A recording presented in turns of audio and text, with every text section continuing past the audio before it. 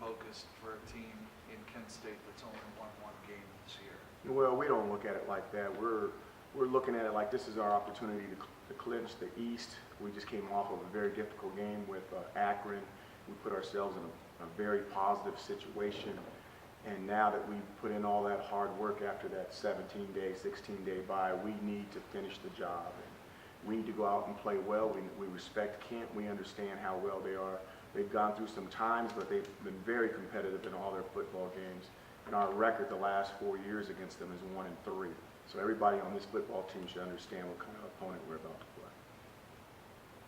The position you're in, with 3 games to play, you only need to win one of them to get to the MAC title game. If I would have told you that at the beginning of the year, I'm sure you would have been pleased with that situation. How do you feel about the situation you guys have put yourself in?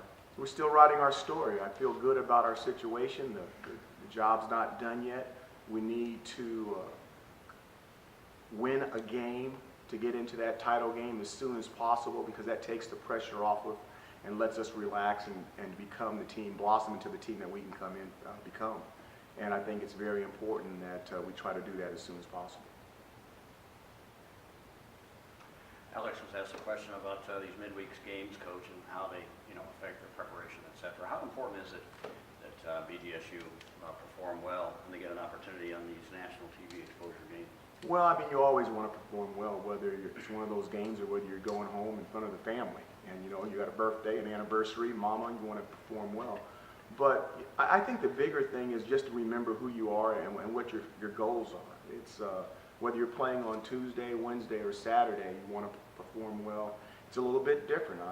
I'll admit, when you know all your coaching buddies and all the guys you played with in high school and college, and your opponents are watching you play, it's a little bit different. But still, it matters more with what we're doing with us and playing for your teammates and your coaches and your families. So we would love to do well, but we like to try to focus on us and not get caught up in the big picture of things. When you look at the Kent State film, defensively first, what was it that catches your eye about Kent's defense? Well coached. They play extremely hard, and that's a good defensive squad. If I'm not mistaken, I could be. I believe like UMass scored 40 against them. Toledo scored 30. And outside of that, I don't think anybody's gotten out of the 20s on these young men.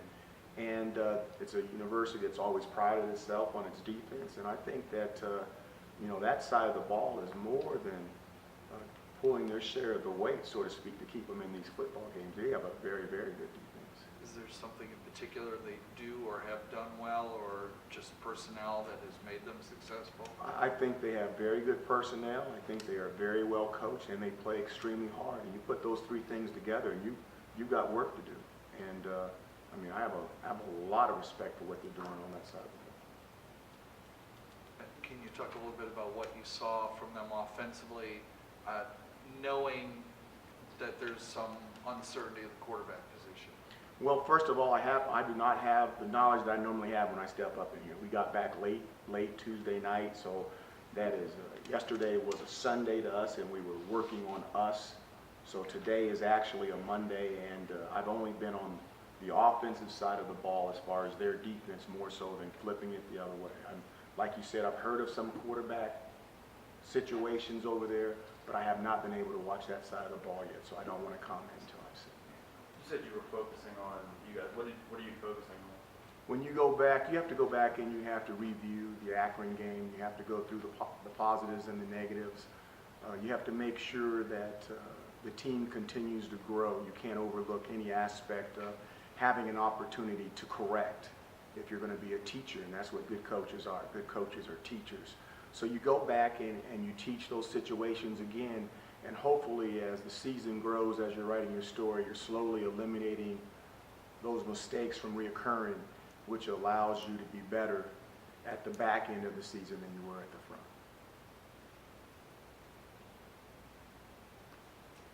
You feel like you're in a normal midweek routine now with these midweek games?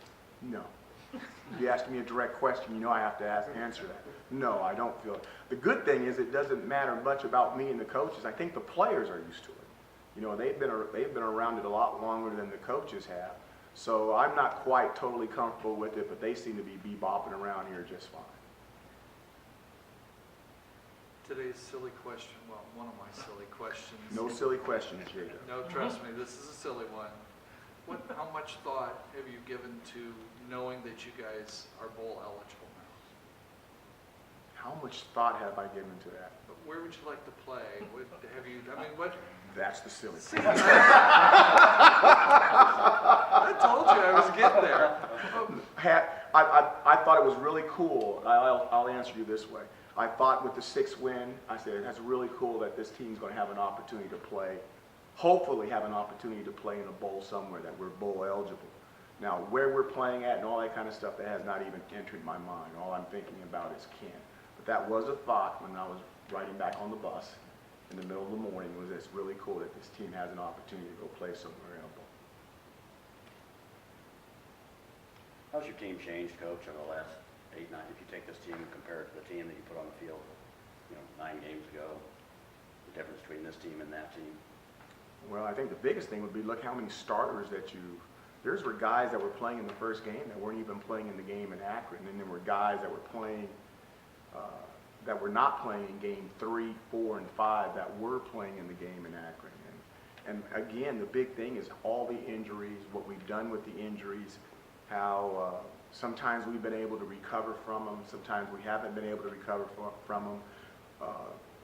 It's a chess match. Football is a chess match. You've got your pieces, you've got your queens, you've got your knights, you've got your bishops. Sometimes some people like to take your knights off the table, some people like to take your bishops off the table. But you've got to understand to play the game with all the pieces. And that's not even adding the weather aspect of it. So it's a chess match. You try to hide your weaknesses and obviously try to put your strengths out there in front. And that's the part of the game that always excites me. You know what you want to do, and you think you know what they're going to do, but until you get on the football field and find out what happens and mix in a little God-planned weather on what he decides that the game should be played in. And that's where all the X's and O's and the fun part is. So it was kind of wild and crazy weather-wise against Akron on Tuesday night, but it was kind of exciting as well because there were certain things that you wanted to do, and the man upstairs said, not tonight. You're going to do something else. And it was fun coming up with that something else stuff and finding out a way to win. I thought the team handled the element fantastically, and even though we had some turnovers, obviously in a game like that it comes down to eliminating your turnovers and being consistently good, not occasionally great. And I thought our team really rallied in the second half and embraced that part of it. And I'm really proud about the way they played. Follow up on that, how comfortable are you? Obviously you made a big adjustment with the weather last week in Akron, and depending what it's going to be like a week from today, comfortable dealing with that weather, whether you can go through the air or on the ground? I guess we have 3 more tests, and we passed the first one. And what I told the team is whatever he decides for us to play in, we're going to play in it. The cool thing is once we get through the month of November, and if we're blessed enough to win another game, the MAC championship is played in a dome. I imagine that bowl game that J-Dub wants to talk about is going to be somewhere where hopefully the weather doesn't affect us or it's in a dome. But to get to those places and to get to the places we want to be, we've got to play 2 or 3 games out in the weather. And I'm excited about it. I mean, that's what makes football football, and that's what makes football fans football fans. You're not going to be sitting in a nice seat wearing some expensive clothes watching the game like in a basketball arena. I mean, we're going outside, okay, God's country. And whatever he dials up, we're going to play in it. And I've always thought that's the fun part of the game. That's what makes it so different, and that's why so many people love watching football, college and professional football. You have an update on Travis Green? Yeah, I don't want to talk injuries and all that kind of stuff. Travis, had a little ankle situation, and we've got to see how he's going to recover from that. That's the main thing about it. We didn't feel it was fair for him to go back out there in those conditions. We're not sure he could protect himself. So we decided to sit him, and we've got to see how he progresses the rest of this week for the next game. Anything else for Coach? Thanks, guys.